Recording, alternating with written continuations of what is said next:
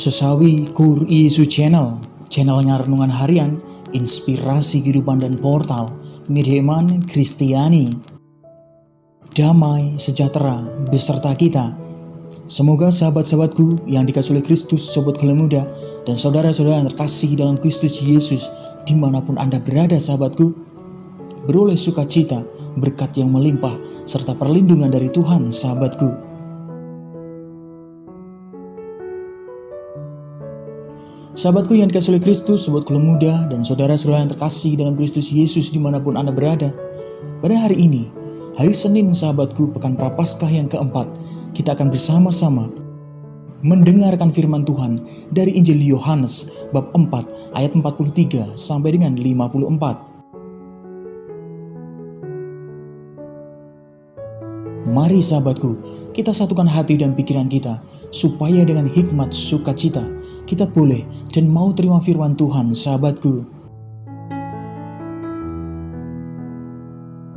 Tuhan beserta kita, sekarang dan selama-lamanya.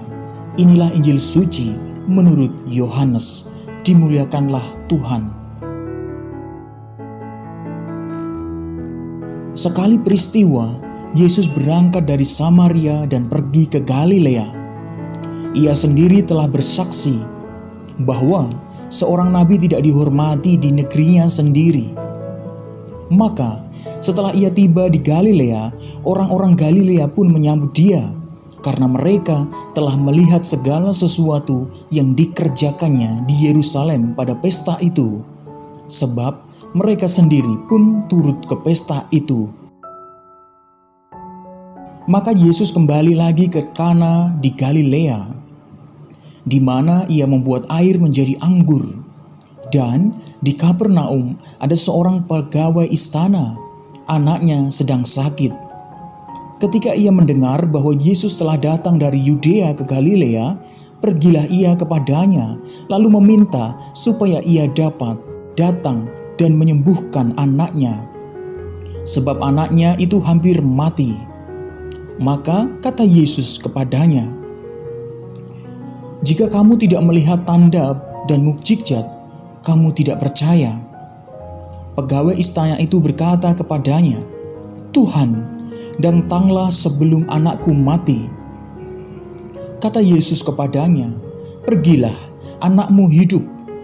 Orang itu percaya akan perkataan yang dikatakan Yesus kepadanya, lalu pergi. Ketika ia masih di tengah jalan, hamba-hambanya telah datang kepadanya dengan kabar bahwa anaknya hidup. Ia bertanya kepada mereka, pukul berapa anak itu mulai sembuh? Jawab mereka, "Kemarin siang, pukul 1, demamnya hilang." Maka teringatlah ayah itu bahwa pada saat itulah Yesus berkata kepadanya, "Anakmu hidup." Lalu ia pun percaya, ia dan seluruh keluarganya. Dan itulah tanda kedua yang dibuat Yesus ketika ia pulang dari Yudea ke Galilea. Demikianlah sabda Tuhan. Terpujilah Kristus.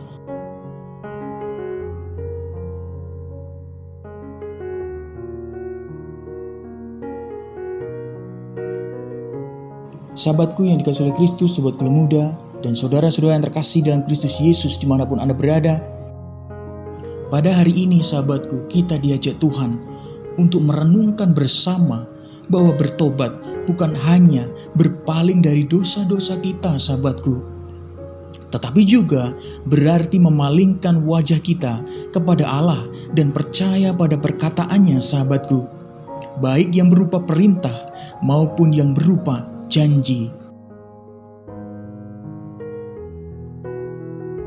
Sahabatku yang dikasihi oleh Kristus, sobat Gala Muda, inilah iman yang ditunjukkan oleh pegawai istana itu, yaitu percaya pada sabda Yesus. Sahabatku, meskipun Yesus tidak datang ke rumahnya dan hanya bersabda, pegawai istana itu tidak kecewa dan percaya akan perkataan Yesus kepadanya, lalu pergi sahabatku.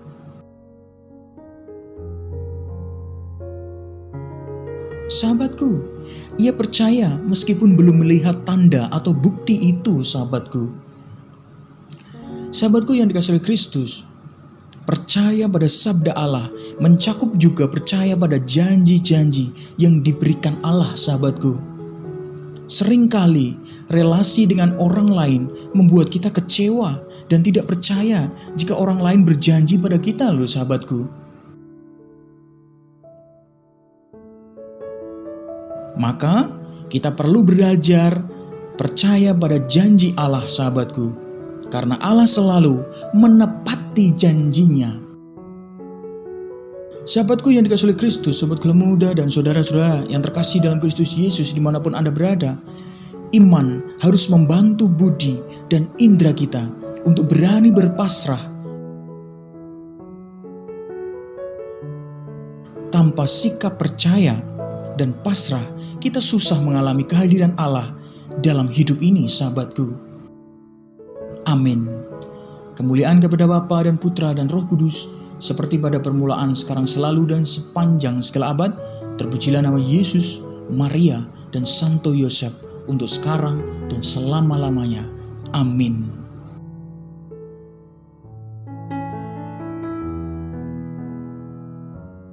Sahabatku, mari kita tutup renungan singkat ini, kita satukan dengan doa.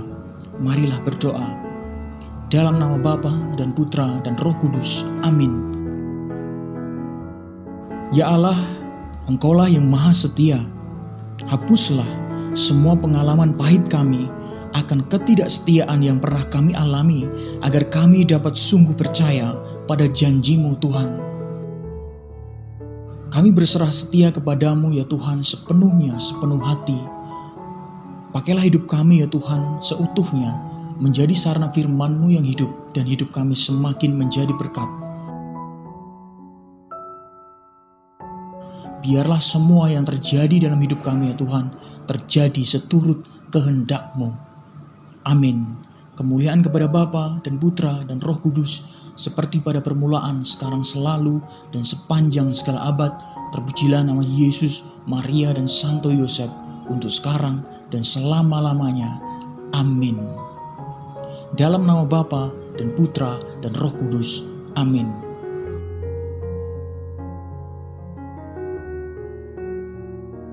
Sahabatku, dimanapun Anda berada, terima kasih banyak sahabatku. Kita sudah bersama-sama mendengarkan firman Tuhan dan merenungkannya bersama, sahabatku.